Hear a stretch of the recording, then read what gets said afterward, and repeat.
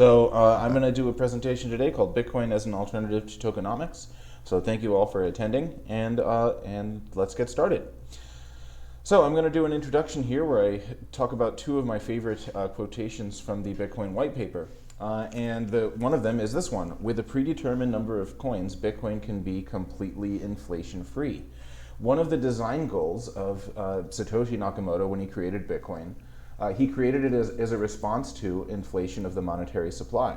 This also comes out in the Genesis message, the message he included in the Genesis block that said, Chancellor on the brink of bailout for banks. It seems that Satoshi was really preoccupied with the thing that our government was doing at the time when he created it, which was creating a whole bunch of new money and using that to distort market economics. So Satoshi created something that had no inflation. It was right there in the white paper that he wanted it to be completely inflation-free. He wanted to create a new monetary system where there are no such things as bailouts. There is no such thing as cheap money. But this is a little bit different from the situation that you have with tokenomics. See, every time you create a new project, it might be a new blockchain or it might be a new project that has a token attached. The moment you add that token, you're creating inflation. You're creating new money beyond the 21 million coins that Satoshi created for Bitcoin. You're creating, we already have that, plus now we have the extra tokens that your project has created. And it has the same distortion effects that new money has in the regular economy. It causes the price of things to either increase or decrease depending on the kind of token you create. It distorts the ability of people to accurately assess the fair market value of a thing because they don't know actually how many units of currency the value of that thing is supposed to be divided by.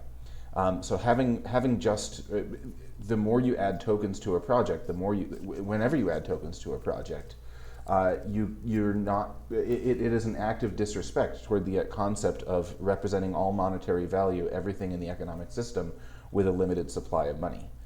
So that's why I think it's like the motivation for why it's important to me to try and find ways to do all of the things that people want from tokenomics using Bitcoin only, is because it respects this thing that, at least to me, is a very important part of economics, which is that there ought to be a limited supply of money to represent monetary activity.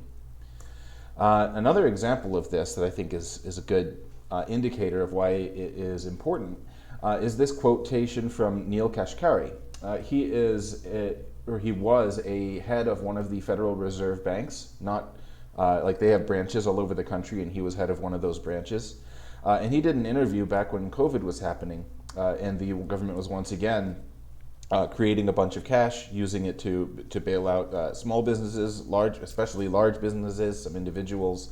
And there was questions to the Federal Reserve about whether they could, keep this up. How long can you keep doing this? And his response was, there is an infinite amount of cash in the Federal Reserve. There's no limit to our ability to keep spending money.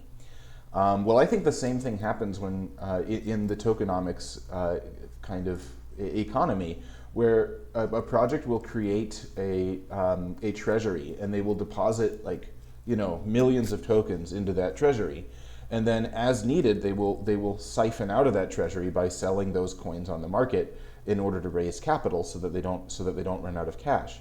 I think we've even heard this from some previous presenters in this cohort who've talked about, if your project adds a token, you can use that as a source of infinite cash. Your company will never run out of cash as long as you can make your own tokens or withdraw from a treasury that has millions of them in it. But I think that's an example of theft. That's actually, it's also an example when our government does it, because people buy your token with a certain expectation of possible speculative value, that the likelihood that the price of the token is going to rise as your product increases in usage, or as your service increases in usage. But then when you go and actually sell those tokens on the market, when you take from the amount you have in your treasury, or when you create new tokens to sell on the market, you're taking money that people invested for one purpose, and then you're using it to increase your coffers. You're using it to increase the amount of money you have, and that's theft to me. Just like when the government does it. When the government does it, people people put money in their savings accounts and in their checkings accounts with a certain expectation that they're going to be able to use that money and it's going to retain its value over time. But when the government creates a bunch of units of currency to bail out certain parts of the industry, that's effectively taking money right out of your savings account, right out of your checking account. It's reducing the value of that money in order to replace, in order to move that value to some other sector where the government thinks it would serve better. But just as it's theft for the government to do this, it's also theft for your company to do this. So if you use tokens, or if you create tokens as a means of generating infinite cash, you're stealing from your users. And I think that's important to recognize. This is one reason why the SEC is going after a lot of these companies who are doing this. A lot of DeFi companies, for example, it's because they see this too. They say, yeah, this is theft, and we need to do something about it.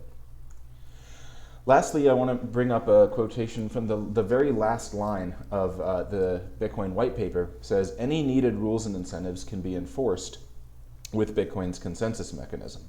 Satoshi designed Bitcoin to be very flexible. He designed it with a scripting language that you could use to create contracts.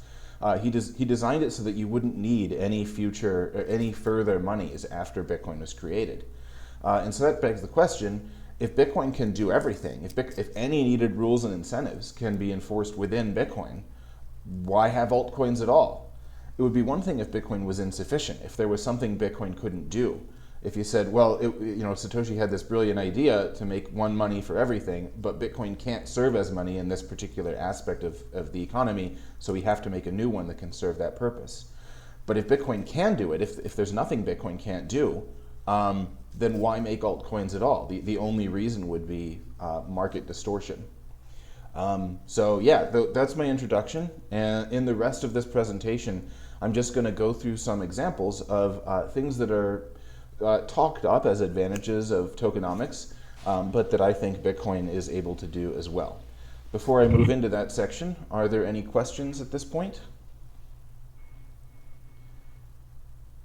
I'm not going to switch back to the thing to view them. So if someone else could, do the hand holding and or not hand holding, but the toggling of people who have their hands raised, that'd be great. Yes.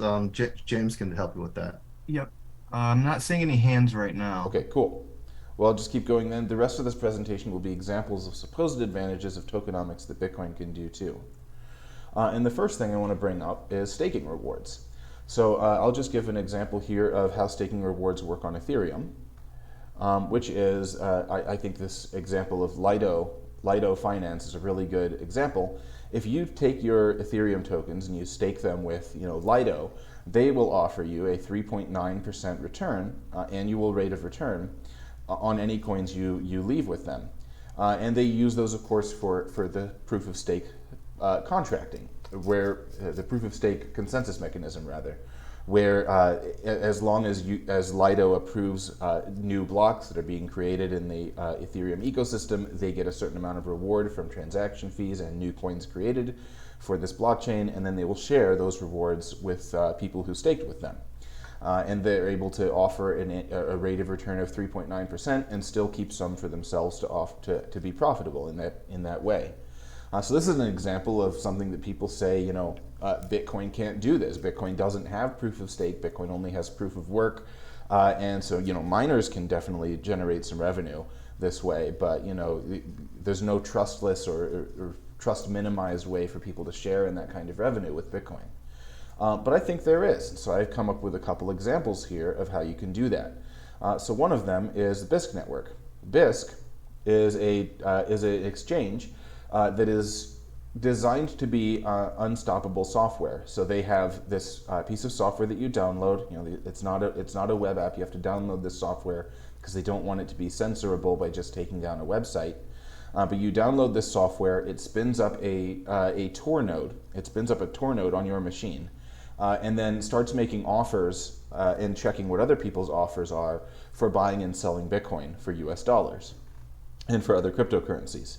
And so this trading system allows people without fear of censorship to run the entire code base on their own machine and be able to make and take offers for swapping between Bitcoin, other cryptocurrencies, and US dollars. So what are the kinds of things you can get from this? Well, you can put up some Bitcoin for sale. For example, you could say, I'm going to be a market maker. I'm going to deposit, 1 Bitcoin in here, and in return, I expect to get. You can set a percentage. You can say, I want someone to pay me, the $30,000 per Bitcoin plus 5%. Or you can say whatever the current price is plus 6%, or whatever percentage yield you want to get on your Bitcoin. And this is an excellent way to earn yield on your Bitcoin by just using a trading software to do that. I used to use BISC as my sole way of buying Bitcoin because there's no KYC required. You're interacting directly with sellers. There's no like middleman between you and the seller, between the buyer and the seller. And I used to use this as the sole way that I bought Bitcoin back when I had a job. And before I started taking all of my income in Bitcoin directly. And I would very frequently pay up to 5% premium. If I wanted to buy some Bitcoin and someone was offering it for 5% over the spot price, I would take that offer. I would say, okay, yeah, I'll buy that amount of Bitcoin from you. And I'd like to bring BISC up as a way for people to earn yield on their money, even if they don't care about Bitcoin. For example, I might tell someone, hey, you may not care about Bitcoin at all, but I'll bet you care about getting a 5% raise. And that kind of gets their interest. Like, oh, wait, you're saying I can get a 5% raise without even asking my boss? Yeah, you can. All you do is you take your paycheck, the regular paycheck that your boss gives you, sell it and buy Bitcoin, and list that Bitcoin on BISC for sale for 5% over the spot price. And people like former me who used to use this will go and gladly buy your Bitcoin for 5% over the spot price. That way they don't have to do KYC and give away their private information to corporations. And so you'll just then have 5% more dollars than you started out with. If you put $100 on there and then someone gives you $105 to buy that amount from you in Bitcoin, you just got an extra 5% on your money, and you didn't have to do anything. You just popped it into some free and open source software and used it. So this is a great way to earn yield on your Bitcoin just by putting it up for sale and then cyclically buying and selling for it. Another thing you can do is the Lightning Network. So I have here an example of one Lightning Network user who pointed out his success that he made just by depositing his funds into a Lightning Network node on his own computer and running it as a routing node. He says elsewhere that he deposited 5 Bitcoins into his node, opened a bunch of channels, and he started earning routing fees. This was posted last year, July 2022. He started routing on the Lightning Network, and he was routing an average of 337 transactions per day, paying him an average of 187,742 cents. That amount back then was about $35 per day that he was getting in yield on an initial investment into his node of 5 Bitcoins, which at the time was worth $100,000. So if you take that and you say $35 divided by, $335 per day, so times 365, and you divide that by his initial investment, which was $100,000, what was his annual rate of return?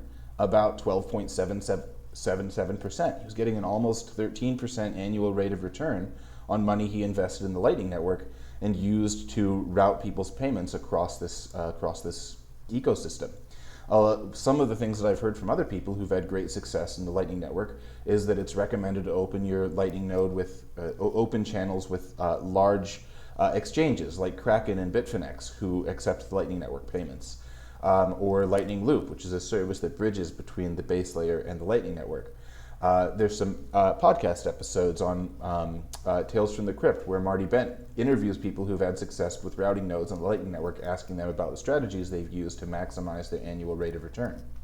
But all this is just an attempt to demonstrate that you don't need to use Ethereum or you don't need to use other tokens to get staking rewards. In both of these examples, you're staking money, you're putting money into one protocol and earning yield on it from other users of that protocol. And as a last example, I want to bring up JoinMarket.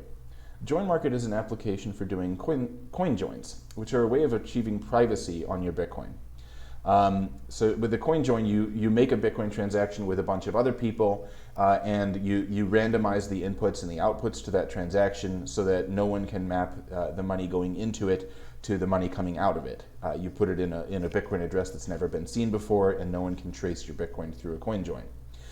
So people who join market is software that allows people to stake their Bitcoin in the join market application. It's a Bitcoin wallet, and list offers, which you can see over here, for like, this guy is saying he'll do a transaction of minimum 0.001 Bitcoin, maximum 16 Bitcoins, so that he put 16 Bitcoins into join market, and he's willing to do a coin join with you for a fee of 0.3999% of whatever amount of his money you're using to do your coin join, whatever amount you're trying to mask and make it hard to trace that you have, say, 5 Bitcoins. So I bring this example up, even though these are low percentage yield returns. I bring it up because of how old join market is. Join market came out in 2015, before Ethereum was launched. We already had the opportunity on Bitcoin of having a staking mechanism where you deposit money in one protocol and earn yield on it from other users of that protocol. And even though join market's not very popular right now, and the fees you can earn on it aren't very high, it's still an example of a proof that you can do this on Bitcoin. You can have staking rewards on Bitcoin without needing to introduce another speculative token. So that's one thing I wanted to point out.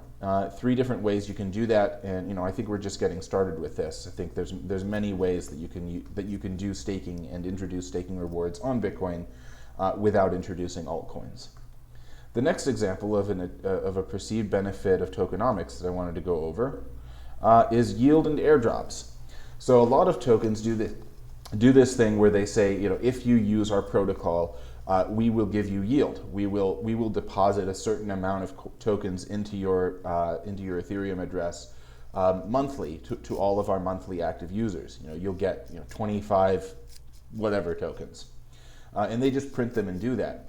Uniswap did this, for example, for all V1 users of all users of their version 1 contract. When they upgraded to the contract version 2, they offered a certain amount of funds to people who had used version 1. Just as like a reward for having been with them since the beginning. And they were able to do that because, of course, they printed the 400 uni tokens for each person. So this takes the form of both yield and airdrops, yield being regular deposits into someone's address or Ethereum account, and airdrops being like one-time things where it's not on a scheduled basis, but it's just occasional. But they're still really the same thing. You're just printing a token and then depositing it to someone as a reward for using your protocol. So can you do this with Bitcoin? Well, yeah, you can.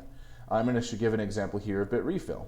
BitRefill is a Bitcoin company that sells gift cards and phone refills, phone top-ups, and they have a rewards program. So anytime you buy a card on their service or refill your phone, they have rewards that you can get for doing that. And if I sort by rewards, you can see that they're offering up to 20% sats back. They call it if you purchase a card, or if you are a customer of CoinEd.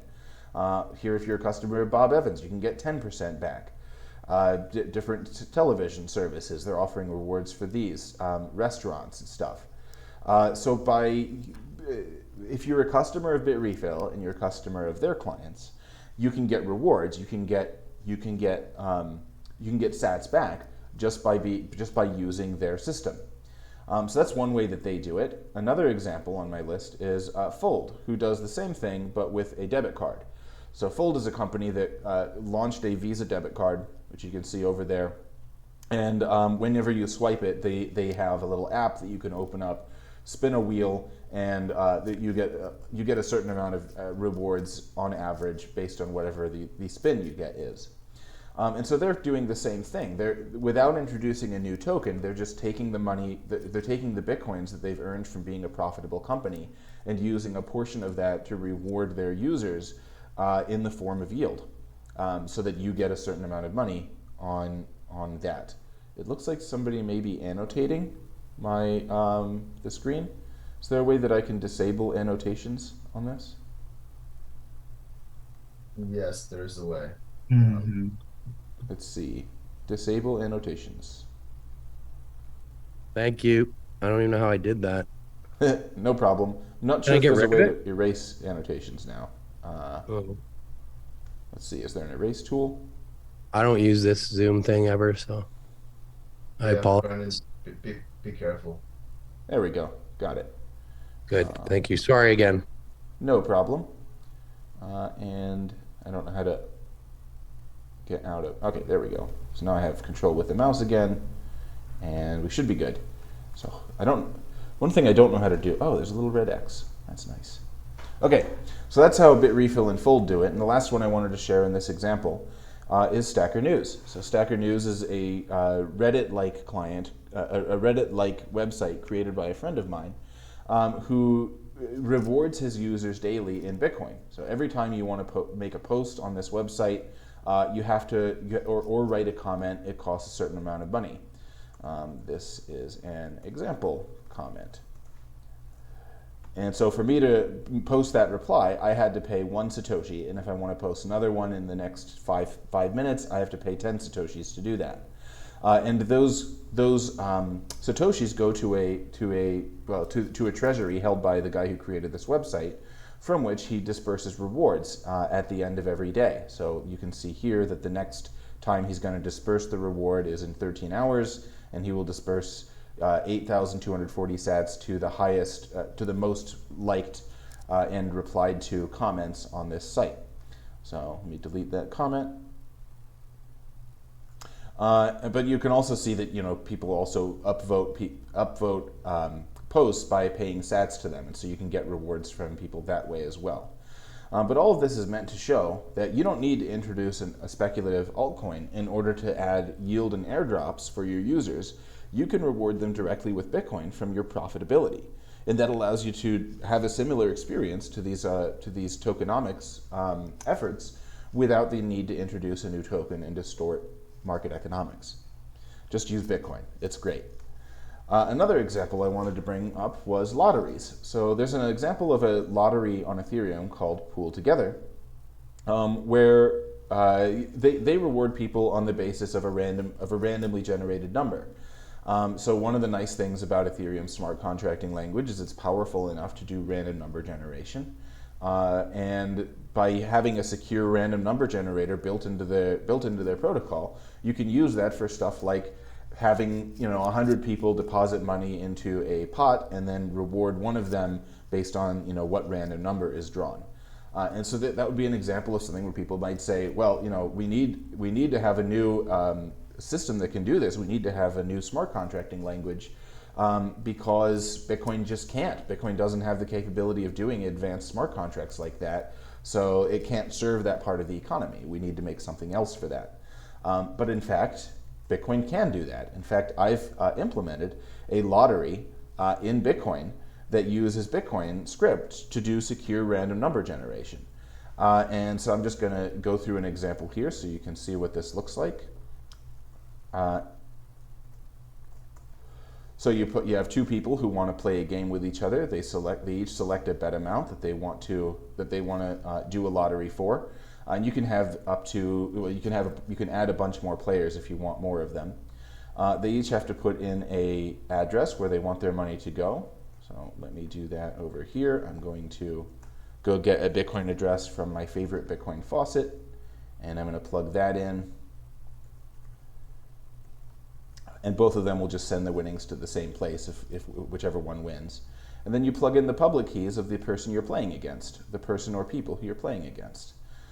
Then I hit submit, and it says, okay, you have to deposit this amount of sats into this Bitcoin address, and this guy will do the same thing. You have to deposit 2,120 sats into this Bitcoin address. So we'll do that. Well, I'm not going to do the whole thing for you, but at the end of the procedure, once they've both deposited, a random number is generated using Bitcoin script. In this case, a random number between 0 and 1. And if it's 0, this guy will get to withdraw, and if it's 1, this guy will get to withdraw. So this is just a demonstration that Bitcoin can do this too. You don't need to introduce a new smart contracting language in order to serve the gambling community. You can use Bitcoin for that as well.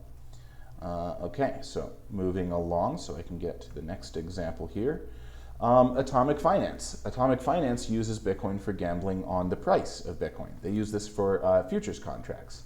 So they have a company that uses discrete log contracts, just something we went over yesterday, to allow people to gamble on whether the price of Bitcoin is going to go up in the next 2 weeks or down in the next 2 weeks. And then if you won your bet, you get a return, and if you lost your bet, you lose something. And they have customers who are earning or gambling up to an 8% annualized percentage yield by using this platform. So this is an example of how you can use Bitcoin for gambling on prices without needing to introduce a new speculative token. You can do this directly on Bitcoin. Or you can use Celebrity Escrow. This is another product that I created that allows you to do the same thing as Atomic Finance, except you don't need to use any particular company to do this, and you can interact with anyone and not just with other customers of that application. So this uses Nostr, which is a decentralized communication protocol, to create contracts whereby you and your counterparty and a neutral third party do a contract where the two counterparties bet on whether the price of Bitcoin is going to rise or fall. And if there's a dispute about whether it rose or fall, you can bring in the third party, who is, I presume, going to be some sort of Bitcoin celebrity, to adjudicate your dispute. And this allows you to emulate the same experience as using something like Atomic Finance, except there's no sign-up forms, and there's not a limitation with who you can do your contracts with. You can do it with anyone and use Bitcoin celebrities as your escrow agents, which makes it censorship resistant, because you can't take all Bitcoin celebrities out. Like a government couldn't do that if they decided to try and ban gambling on Bitcoin's price. So this shows that you can use Bitcoin for all of these things, for lotteries, for yield and airdrops, for staking rewards, and the next example I want to use is governance. So one thing that people often say they need a new altcoin for, a new tokenomics effort, is in order to do DAOs. So here's an example of a DAO. This is SushiSwap. And SushiSwap is a company that, they're a decentralized autonomous organization that has a product where people are allowed to trade unregistered securities on their platform. And obviously they got sued by this SEC. The SEC came down at them and said, you're not allowed to sell unregistered securities. That's illegal. And so the Sushi DAO proposed on their forum here that they wanted to establish a legal defense fund to cover their costs. They said, we want to withdraw $3 million from our treasury, which was of course contributed to by their users, and use that to hire a bunch of lawyers to defend themselves. And if you look at the results, the measure passed. They did, in fact, hire the lawyers, and the $3 million went to those lawyers. And many people will say, we need the ability to allocate funds through votes, so you can't do that with Bitcoin, therefore we need to create an alternative token to serve that portion of the economy. Well, in fact, you can do that with Bitcoin. Here's another example. I created a tool called BitPack that allows you to create a group of people who hold a certain amount of money. You can create a treasury that's governed by a group of people, and you can vote on statements and on proposals for how to spend that money. And we just use Bitcoin's multi-signature technology to do this. A proposal is actually a Bitcoin transaction that proposes sending a certain amount of money from your treasury to somewhere else. And yes votes are just signatures. Every person who co-signs that transaction adds a yes vote. And since signatures are public, you can just count them and see how many people voted in favor of a proposal.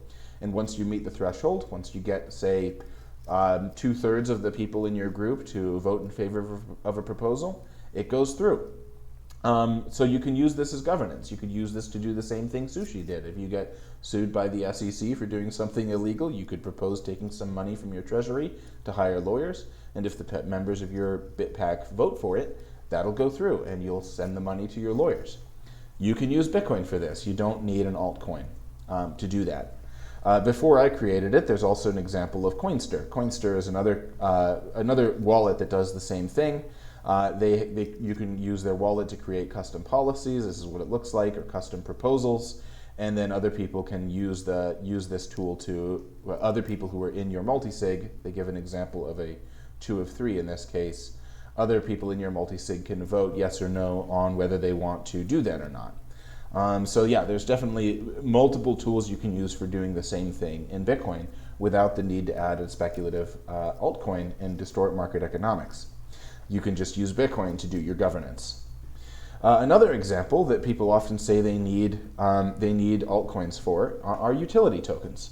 So what's an example of a utility token? Well, I initially, a classic example is Brave. So when I was doing research on this, everyone brings up Brave as an example of a utility token.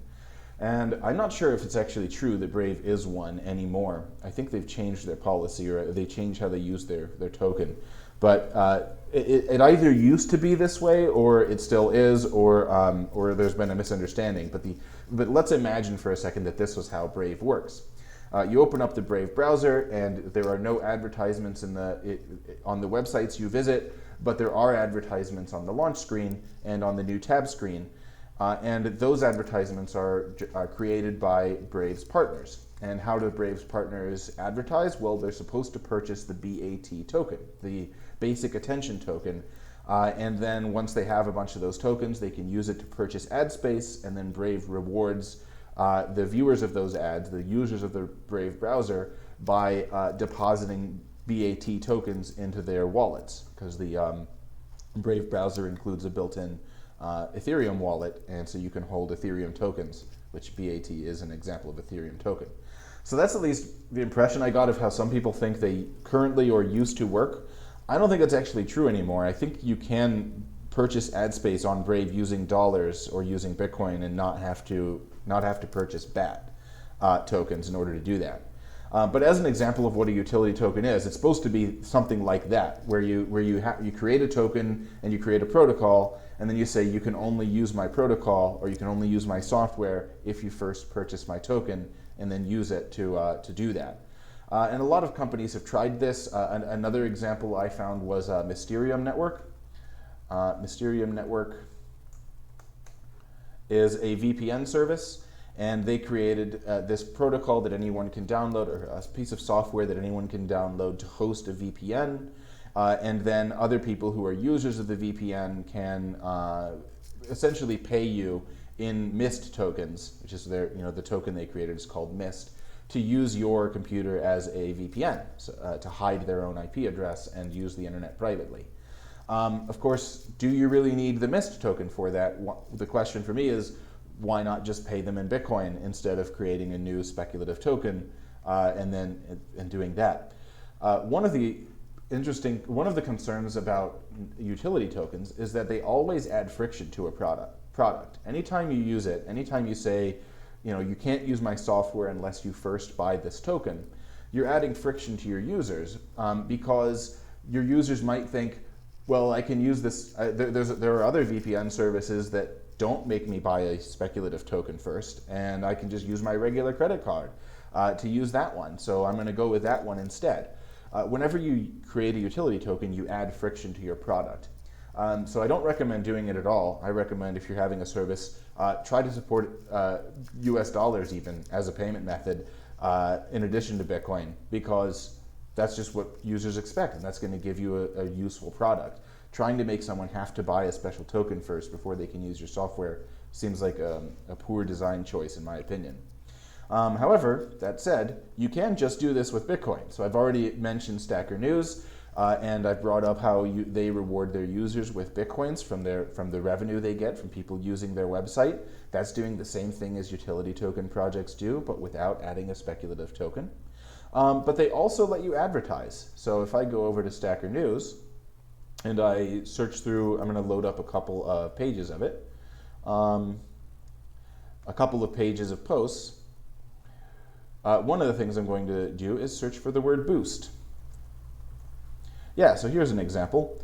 This gentleman, Litecoin, created a post on Stacker News, and he gave it something called a 5,000 Satoshi boost. And what does that boost do? Well, when you create a post on Stacker News and you give a boost to it, it'll use that boost to temporarily increase the visibility of your post in the rankings. So when he did this, he shot up to the top because he added an additional 5,000 sats to make sure that would happen. And companies can use this feature of Stacker News to advertise. So instead of making people purchase something like the basic attention token in order to advertise on a website, you can just add boosts to it, and then they can advertise using Bitcoin as the token. They can buy some Bitcoin, make a payment, or boost a post on your website, and then have it show up more visibly for everybody, so everybody sees it. Another example of using Bitcoin for advertising is Blockstream. Blockstream is a company that makes sidechain software for Bitcoin, and they use Zaps on the Nostr protocol to advertise Blockstream's service. Zap Life is a website that shows you all of the zaps that have happened in the last 4 hours on the Nostr network, which the Nostr network is a decentralized communication protocol that allows people to chat with each other without using a central third party. One of the features it has is Bitcoin integration. You can tip people, and we call them zaps, for good content on this service.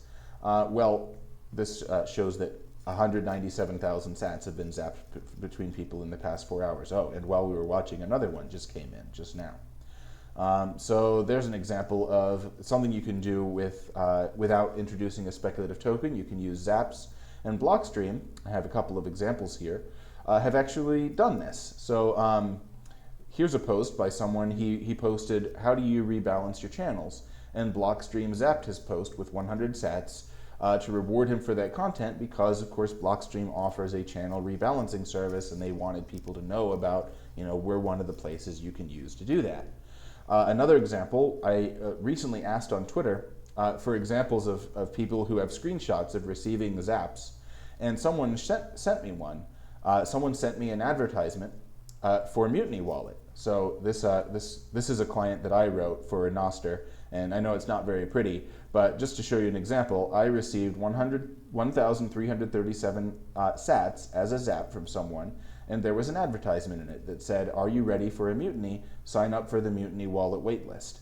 And so this person, whoever wanted to advertise this wallet, was able to grab my attention just by sending me a zap, which had some sats in it, and a little comment that contained their advertisement. And they essentially paid for my attention so that I would look at their advertisement.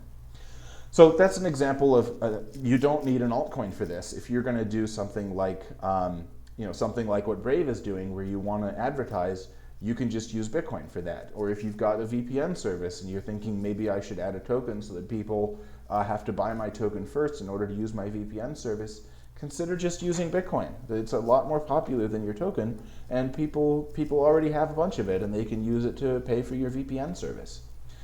So yeah, that's an alternative to tokenomics. There are two further examples I wanted to go over, which I have not seen any examples of using this in Bitcoin, of doing these things in Bitcoin. One of them is called vesting.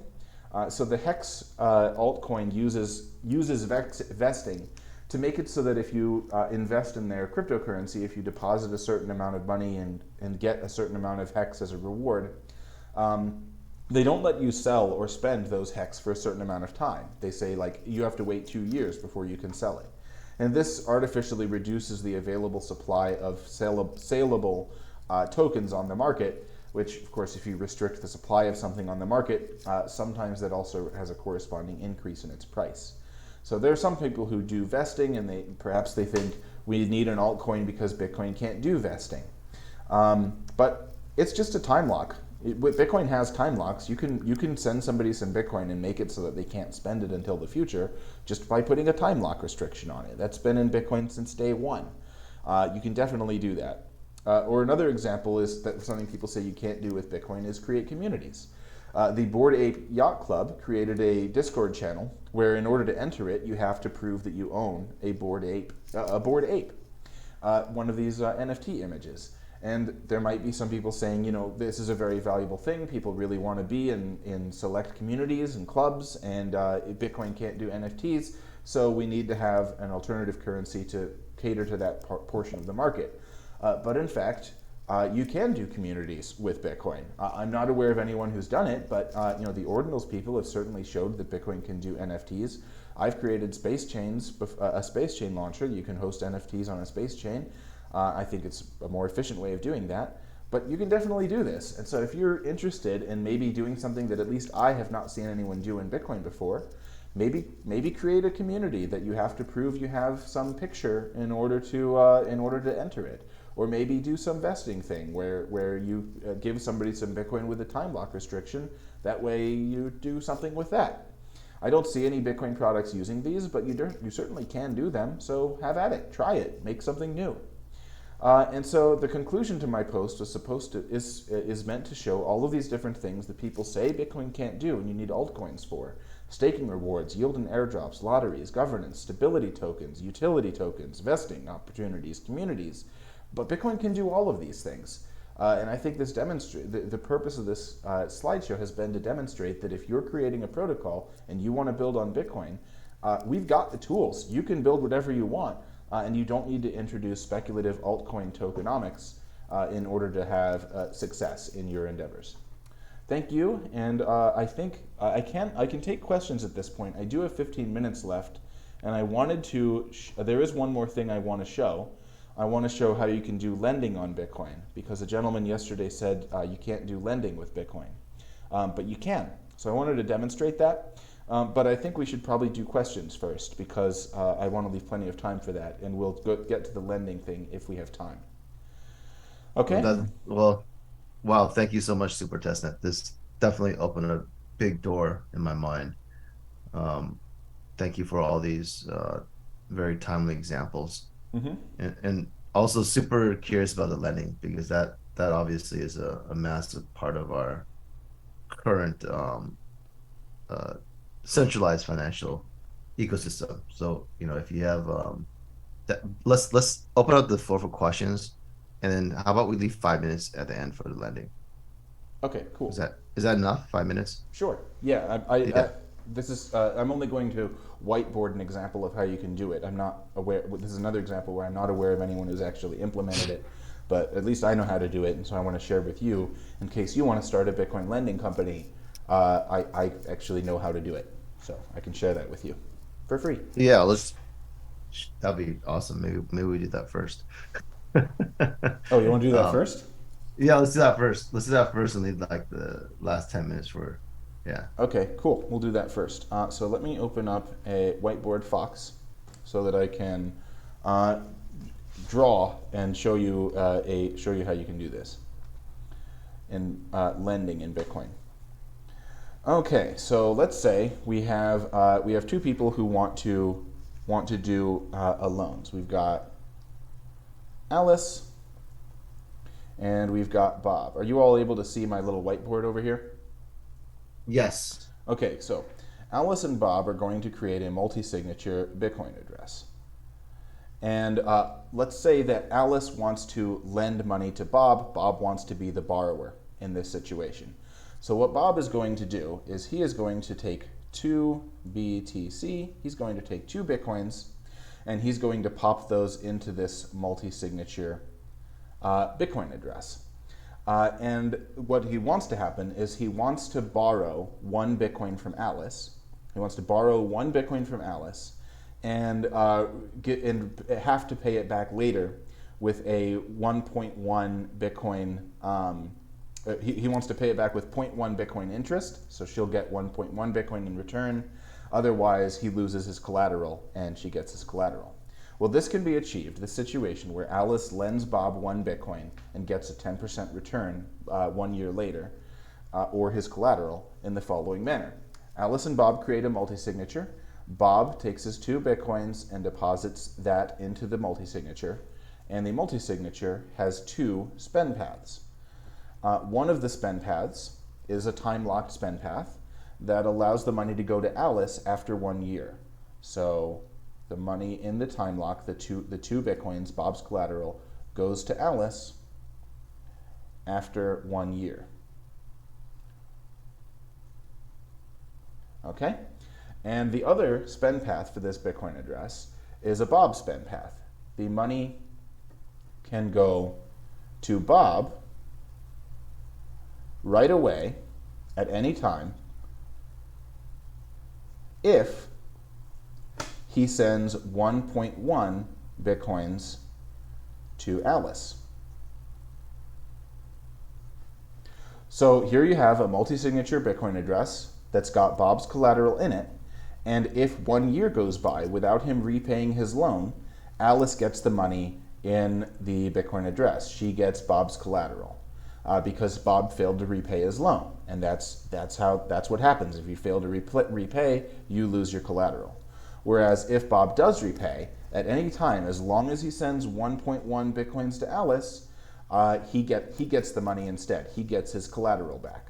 And so that allows Alice to lend 1 Bitcoin to Bob with the knowledge that she is either going to get back 1.1 Bitcoin, more than she put in, or she's going to get back 2 Bitcoins, more than she put in. Like, Alice always wins in this scenario. Now you might wonder, why would Bob do this? Why would Bob, if he already has 2 Bitcoins, why would he put up 2 Bitcoins into a multi-signature address if he already, in order to get 1 from Alice, if he already has 2? Like, what's the benefit to Bob here? And one of the example benefits that I can see for this is capital gains taxes. Let's say Bob bought his 2 Bitcoins back in 2011 when Bitcoins were like $100 a piece. And if he wants to use those Bitcoins now to buy anything, he's going to have to pay a huge capital gains tax on them because of all the appreciation they've accrued in the span of the last decade and a half, or decade and a couple of years. But if he instead borrows against his Bitcoin, if he puts his Bitcoin into this multi-sig and then gets 1 Bitcoin from Alice, well, that Bitcoin's new to him. He's not had that before. He got that at the current price, let's say, $30,000. And so he can immediately sell that, accrue no capital gains, and then use his Bitcoin for spending, for buying things without accruing capital gains on it. And as long as he is able to pay back Alice, he will also get back his 2 Bitcoins that he is borrowing against. So that's one reason why you might want to create a company like this, is because you could allow people to to live on their Bitcoin without accruing capital gains. But there's a second example of how you can do loans in Bitcoin. And I think this one might be a little bit more interesting. One little known feature of Bitcoin is that we have this thing called Tether.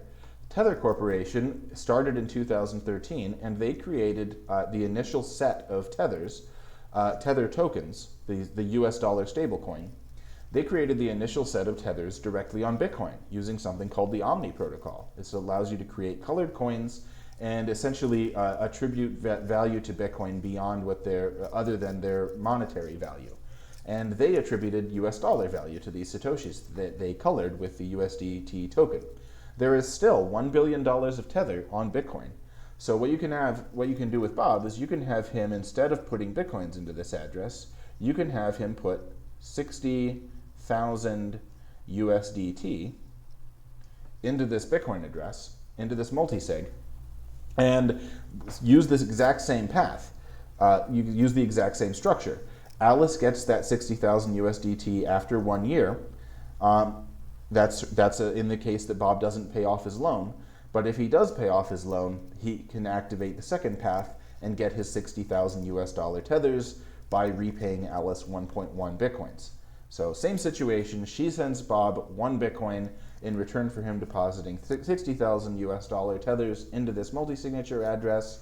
You do that through an atomic swap, and then Bob can recover his collateral by paying off his loan, or Alice can take the money in that contract after 1 year if he doesn't pay back his loan. So this is an interesting situation, I think, in comparison with the last one, because here Alice and Bob are both taking kind of an over-under position on this money.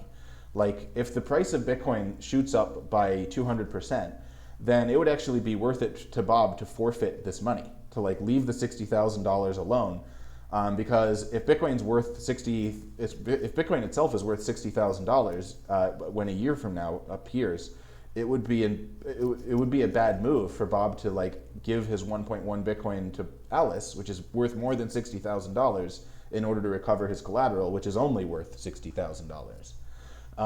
So this is a situation where Bob is sort of taking an under position. He doesn't think Bitcoin will rise in value up to 200 by double. He doesn't think Bitcoin will increase in price in the course of the next year by 200%. Whereas Alice, of course, she is in the opposite position. She's saying, hey, I'm going to either get 1.1 Bitcoin or I'm going to get $60,000. All I'm giving right now is $30,000 worth of Bitcoin. 1 Bitcoin is worth $30,000 right now, and that's what she's giving to Bob. So she's like, I'm going to win on this either way. The only way I can lose out is if Bitcoin shoots up 200%. And then I don't even lose there. It's just that I didn't get all of the gains I could have if I'd have kept my Bitcoin. But I still got, double its current price. So this construction would do the same thing as the previous one, but it would allow Alice and Bob to take a more advanced kind of long and short position on Bitcoin without needing to introduce any third party other than Tether themselves, who's just issuing these has already issued these tokens. They're the only other party involved besides Alice and Bob. And I just think that's kind of interesting. You can actually do several different dynamic and interesting loan structures on Bitcoin right now using its basic multi-signature technology and atomic swaps without needing to introduce any third parties. So yeah, I think that's interesting. And if anyone wants help perhaps with developing something like that, I'm happy to teach you how to do it. But yeah, I think I'm pretty much done now. We only have 6 minutes left for questions. Thank you for that. Oh Yeah. gosh, I really hope somebody picks you up on your offer. This would be awesome. And guys, I think the way you guys close, I would rewatch this video because there's a few things you probably noticed that Super Testnet is the only person in the first month that doesn't have like a co-founder or founder title. There's a reason for that because he's a super Bitcoin coding genius. So normally if I heard this presentation from somebody else, I probably wouldn't carry so much weight. But because Super Testnet is sharing this, I think everyone should really think about some of the really elegant solutions that he just shared, how you can use Bitcoin instead of altcoin. Also, those 2 loan examples in the back, yeah, if you can do either one of those, it could be a very, very awesome project to do. And I'm looking Super for the Testnet chat offered, section so I can share this presentation with everyone, but I don't. yeah. There it is, chat. Link to my presentation. There you go. If anyone wants to review that, or this video is being recorded and it'll be available as well. Those are both options. But let's get to some questions. It looks like Jay Fan has a question, so I'm going to. I don't think I can unmute you, but now you're unmuted. Yeah. What's your question, Jay? I can unmute myself. So it's a very, very insightful and very practical presentation. Thank you for that. And I have a question about the lending we're just talking about. So what if Alice doesn't give Bob the Bitcoin he's required, but the staking pool is still there? He can still get the Bitcoin or USDT after a year, or unless Bob gave him the Bitcoin. Well, Bob would only, but you would use an atomic swap to ensure that Alice and Bob only puts the collateral into the collateral address in return for a 1 Bitcoin payment from Alice. So you just use standard atomic swaps for that. It's one of the features of Bitcoin. You can make it so that transaction 2 only goes through if transaction 1 goes through at the same time.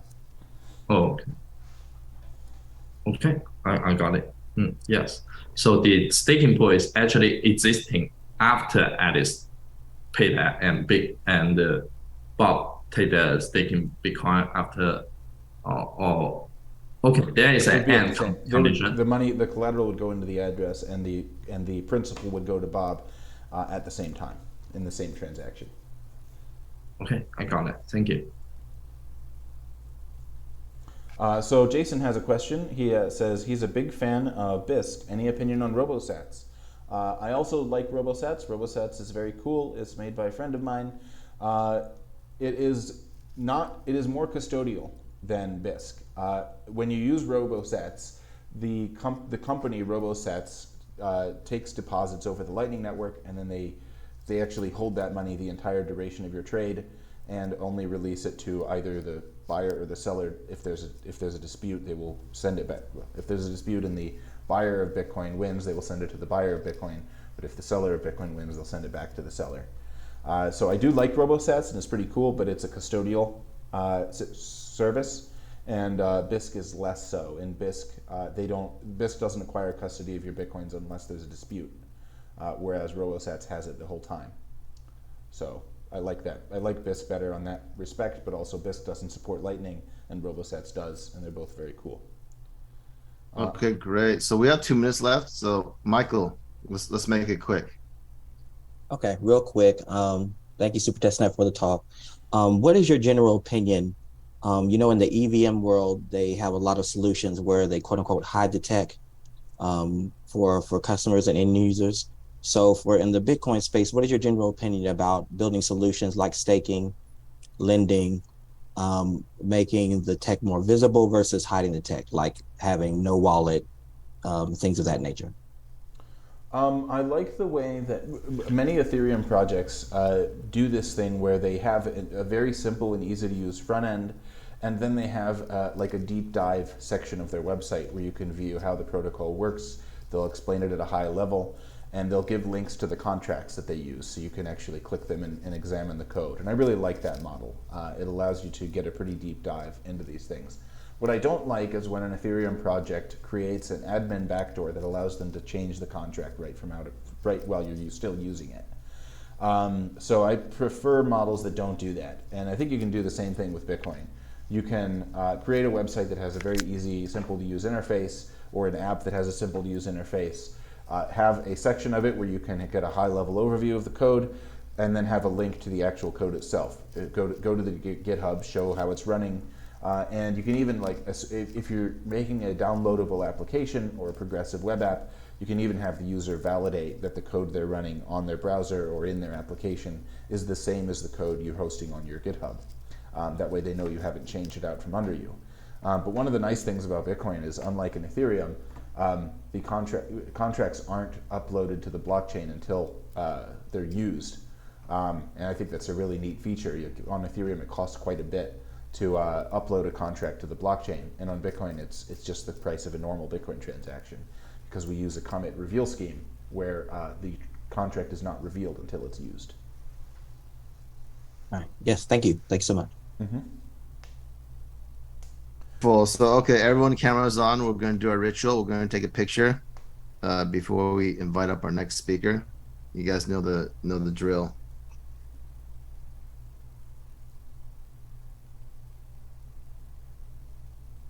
Everyone, please have your cameras on if it's convenient. So 3, 2, 1. Thank you, Super Testnet. You're super awesome, and welcome back. Thank you. You're welcome. Thank you, Super Testnet. Thank you, Super Cool, Testnet. awesome. Thank you, and I'm sorry I didn't get to all the questions. If you want to reach out to me on Twitter, I will put in my Twitter, and then I will take more questions over there. So there's my Twitter. Feel free to ask away by means of that. My DMs are open. Thanks so much. Thanks so much for creating balance in the force.